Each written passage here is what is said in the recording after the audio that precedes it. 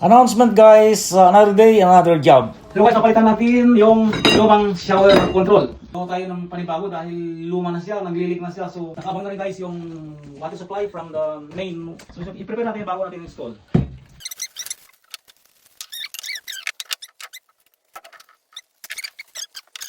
Kailangan guys, pag nag-welding kayo, kailangan mayroon kayo palagi nito fire extinguisher. Okay. Lagyan natin.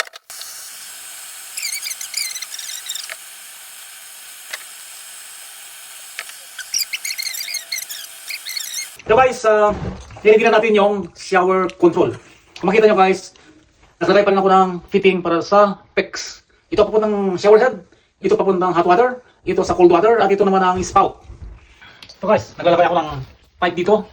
Ang minimum is 6 inches.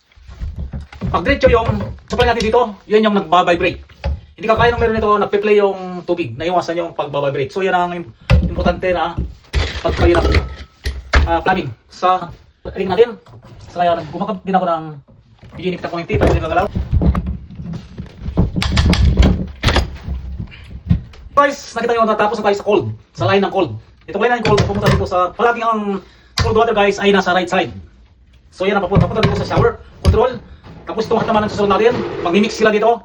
Kaya yung ginagawa ng shower control. Kinukontrol niya kung anong hot or cold, depende sa templa na gagawin mo. Ibigyan din natin ng ito guys, dito nagpe-play yung tubig para maiwasan ng vibration pag gumagamit tayo ng shower. Dito kinakabit yung shower head. So guys, natapos na tayo, i-align na lang natin. Ang gagawin niyo guys, pag ito ang maximum na pag i-drywall mo siya, nakita niyo yan yung screw na yan. Yan dito. Ito guys, yung pag-screwan may maka-plus dito sa may surface ng framing. Yan, hindi pwedeng lubog kasi mamaya guys ay hindi na mailagay yung may sinayong screw. So, ang ginagawa ko guys ay pinapanday ko yung screw dito sa frame. Okay guys, tapos na tayo. Pakita nyo guys, nasa color ko kayo, yung blue laging nasa right, yan ang cold. Ang pink, ang red naman ay laging nasa left, yan ang supply ng hot water. So, ganyan lang kadil guys, kaya-kaya nyo gawin at thank you for watching.